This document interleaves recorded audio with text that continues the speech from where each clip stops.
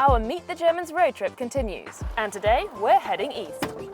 On the agenda, the city-state of Berlin and the states of Brandenburg, Sachsen, Sachsen-Anhalt and Thüringen. All these states, although only half of Berlin, as well as Mecklenburg-Vorpommern, which we visited on the northern leg of our road trip, belonged to the German Democratic Republic from soon after the end of the Second World War all the way up until German reunification in 1990. This recent history has coloured a lot of the culture here, but there's so much more to the region than its GDR past. So today we're going to get a good dose of history for sure, but also plenty of other cultural tidbits and hopefully a few surprises too.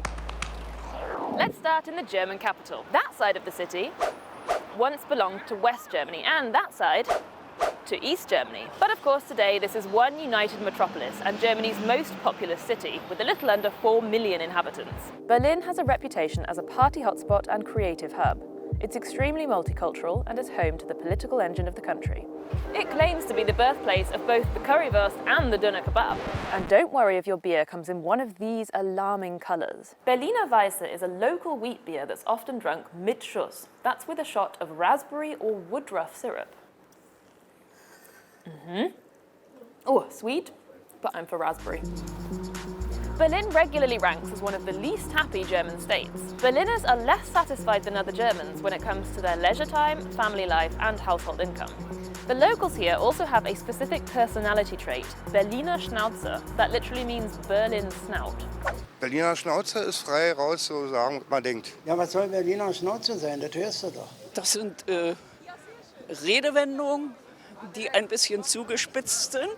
Eine gewisse Schnoddrigkeit, Frechheit und Witz. Und viele, die von woanders herkommen, verstehen es eigentlich als aggressiv, was aber nicht stimmt. You'll come across plenty of different dialects in the east. Sächsisch gets a particularly bad rap in Germany. It's spoken in Sachsen and parts of Sachsen-Anhalt and Thüringen, and it's often voted the least popular dialect in the country. But from the late Middle Ages, Saxon from the town of Meißen was considered exemplary German. Martin Luther used it for his Bible translation and Goethe for his studies in Leipzig. So, let's learn a little local vocab. Nu ist ja. Schauen Sie mal hin, das sagen wir nicht. Wir sagen, na guck mal da. Wir trinken ein Schälchen Häsen. Ein Mutschekiebchen zum Beispiel, der Marienkäfer. Bomforzionös heißt er. Fantastisch. Die Entwicklung ist doch mehr zum Hochdeutsch. Und das, was übrig geblieben ist, ist weniger der Dialekt als mehr die Mundfaulheit. Alle Jugendlichen, würde ich sagen, lernen das auch größtenteils in der Schule. Es steckt doch im Blut der Sachsen, dort so zu sprechen. Ich möge es eigentlich nicht so richtig. Das kann ich jetzt vielleicht gar nicht sagen. Jetzt senden Sie das gar nicht noch. Man erkennt uns weltweit an diesem Dialekt. Fast so gut wie die Bayern. Tschüssi, danke. Some characteristics of Eastern Germany do have roots in the region's GDR past. For example, this is the least religious area of the country, and some parts of the East have seen strong support for anti-immigration movements and populist politics in recent years. States in the East also lag behind noticeably in terms of productivity, income and employment. While West Germany experienced an economic boom in the 1950s, no such thing occurred in the communist East. Once the Berlin Wall fell, many young educated Easterners moved west. Rushed attempts to introduce a market economy and Western currency in the East caused unemployment to skyrocket. Over the past 30 years, various government schemes have seen billions of euros invested into regeneration projects in the so-called new German states. So do people here think the East and the West of the country are finally on equal footing? Bestimmt nicht, nee. Denke ich doch. Man macht keinen Unterschied mehr. Wir werden von den Westdeutschen oft als die zweite Wahl Deutschlands bezeichnet. Ich denke, dass es dort auf jeden Fall Nachholbedarf gibt und die Kluft da ist. Also, ne, ob das die Lebenshaltungskosten sind oder auch Kunst und Kultur oder wie auch immer. Nee, haben wir nicht ganz gepackt. Das haben wir leider nicht ganz gepackt. Wobei da sind die Ossis auch ein bisschen dran schuld. Die waren ein bisschen sehr einseitig in ihren Einstellungen. Mir ist es eigentlich relativ egal, wer aus dem Westen oder aus dem Osten kommt. Ich verurteile da niemanden, von daher ist es eigentlich ganz okay.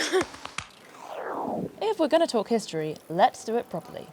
After World War I, Germany's constitutional monarchy was replaced by a parliamentary democracy. The assembly that created the new constitution met in this theatre here in Weimar, so the city got a name check and the period became known as the Weimar Republic. The new system had its strengths and weaknesses, but certainly the Golden Twenties were seen as a time of cultural and artistic progress. The Republic faltered during the Great Depression and fell completely with the rise of Hitler and the Nazi regime. But Weimar has another claim to fame. It's the home of Bauhaus. In 1919, Walter Gropius founded the Bauhaus art and design movement here in Weimar. This new approach sought to unite function with beauty, fine art with design and industry. There was a focus on crafts like metalwork, cabinet making and weaving to create pieces in the Bauhaus aesthetic. Functional, abstract, austere and fit for mass production. Bauhaus-inspired buildings can still be found all over Germany, and indeed across the world. In fact, architecture nerds will have a field day in Eastern Germany. From distinctive GDR-era buildings to the UNESCO-listed medieval houses of Quedlinburg, or this colourful Hundertwasser creation in Magdeburg.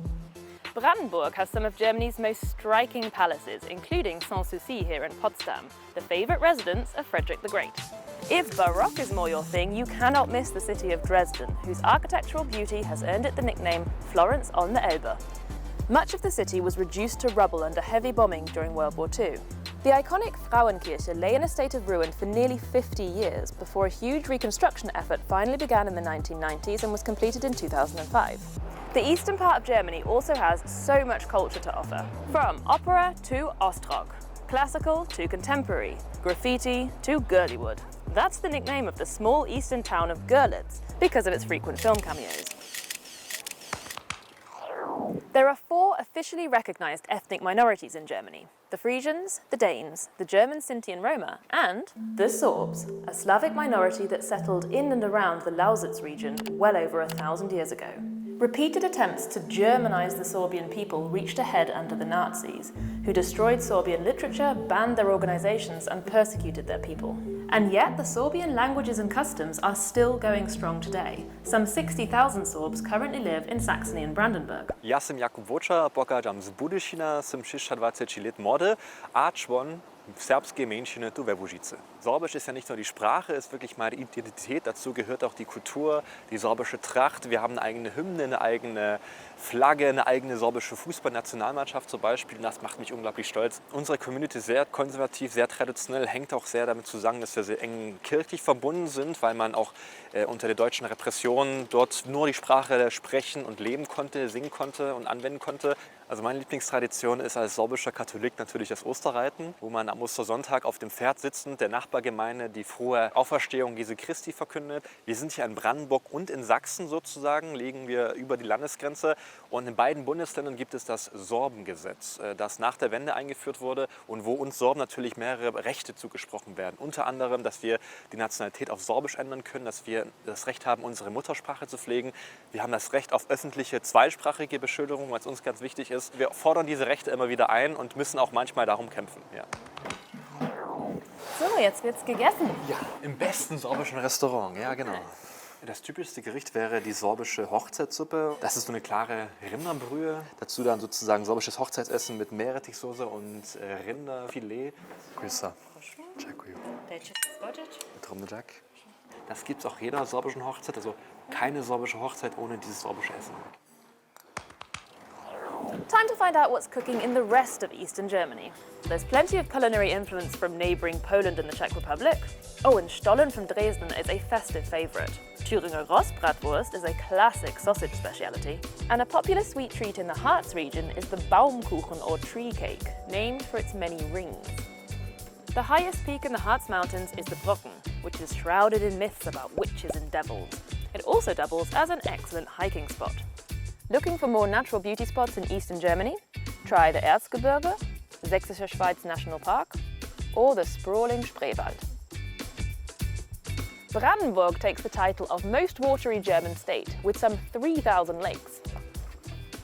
Let's hit the Senftenberger See.